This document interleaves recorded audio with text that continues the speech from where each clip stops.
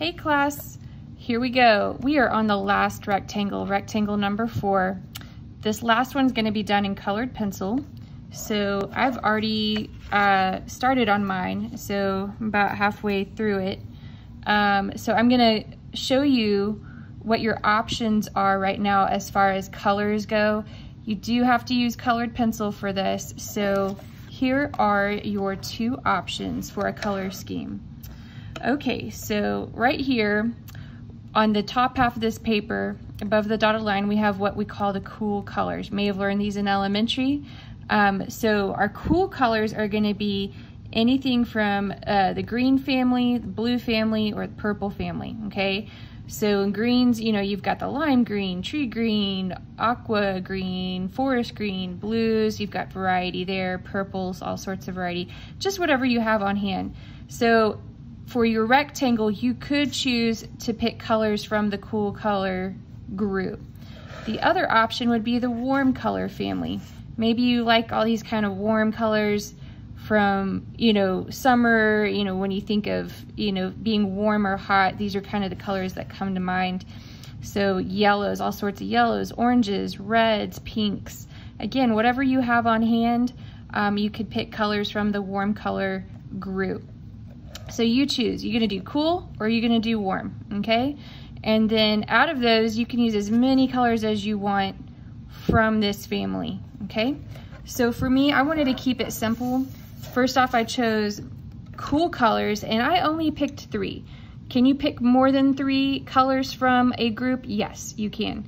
But I wanted a more consistent look. So if you're going for consistency, you know, 3, 4, or 5 colors would work. But again, they have to either be warm colors or cool colors. So here we go. I chose like a tree green, a lime green, and then this kind of like aqua, kind of in the middle color here. Okay, so first off, make sure your pencils are sharpened. Definitely want to make sure of that. And I'm going to zoom in here so you can see what I'm doing. Okay, we are still focusing on value, so we need to continue with that as far as making sure that we demonstrate light and dark values. So like if you look at this, this shape right here, notice I have my light and then my dark values kind of along this corner side edge going on, okay? So I'm going to demonstrate how to achieve this look of a blended look of light and dark values together. So here we go. First step, step 1, find a shape, pick one of the shapes that you got. You're going to use light pressure in one direction, okay? And you're gonna fill up the whole shape with a light value. And so your pencil pressure again should be light. Here we go. So light pressure, light value.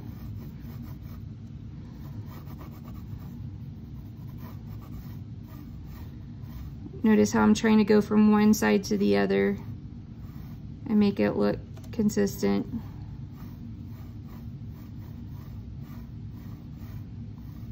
Try not to go outside the lines. Okay, then I'm gonna kind of touch up those edges just a little bit. Okay, so that's my step 1. Make sure you go all the way up to the edge.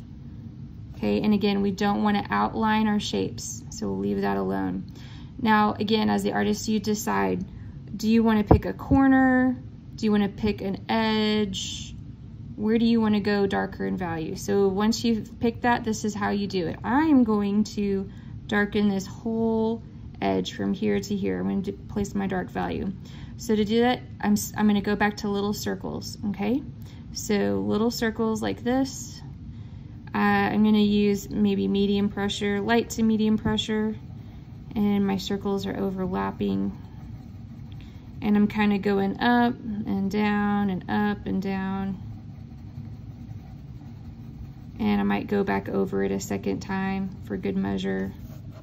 Okay. Notice I'm not outlining my shape. Do not outline. That makes it look cartoony.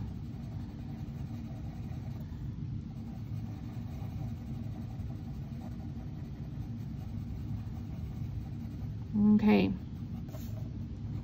So I've got my dark value there, but notice how it's not blended in with the light value. You see this separation. So we have to take care of that. We cannot leave it just like this. Okay, so what I want to see you demonstrate is the blending out.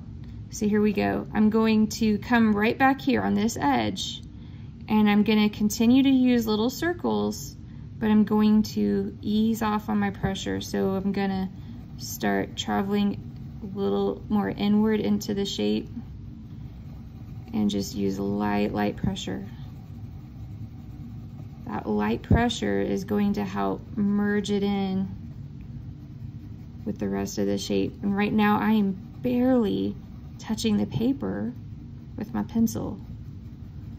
Just barely grazing the paper. Very smooth, soft look. And there you have it. Now, if you want to go darker, like see in this corner, I went darker. You can always go back and layer. That's the great thing about colored pencils, is you can layer and go back over it if there's certain spots you want to darken. So, but again, do not outline.